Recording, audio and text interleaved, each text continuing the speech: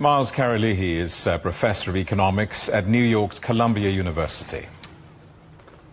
Trump's advisors told him he was on the brink of really crashing down the whole house because of the behavior of the Treasury market, which was even to them more scary than what was going on in the equity markets. So I think what we should take away from all this is that, one, there is effectively going to be about a 10% tariff on just about every nation, with an additional focus on two areas. The first we just already mentioned, which is tremendous focus on China and disentangling the U.S. from China.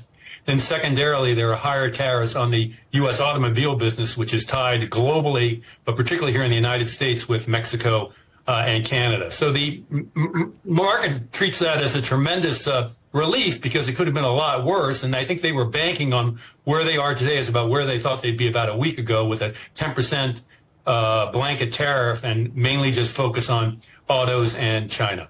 And if you're right, what does all of that mean for short-term and long-term inflation?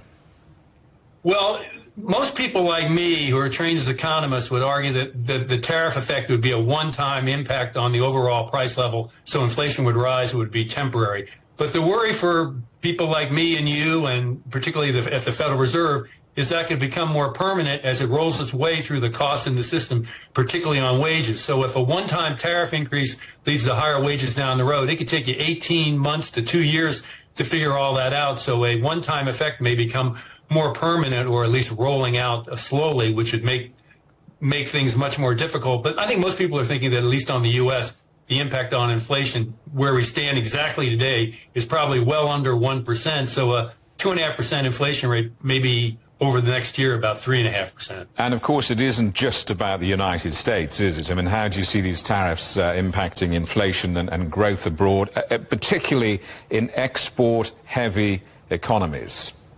They're going to have a major issue. There's always this question of who's going to bear the tariff, and if you assume the exporting nations will bear most of that tariff, it's going to mean that they'll have to raise their prices to cover some of the costs, which is obviously inflationary, and they're going to lose some business. So the impacts on export-heavy businesses, particularly China and others in Asia, are quite severe. But I would argue that if this tariff for a country like Vietnam stays at below 10 or 15%, that's manageable. It's bad, but it's still manageable. But anything over that, over 20% effective tariff, would be a major problem and probably a recessionary-like shock. I wonder how the tariffs, however they end up, I wonder how the tariffs complicate the Fed's usual inflation-fighting toolbox.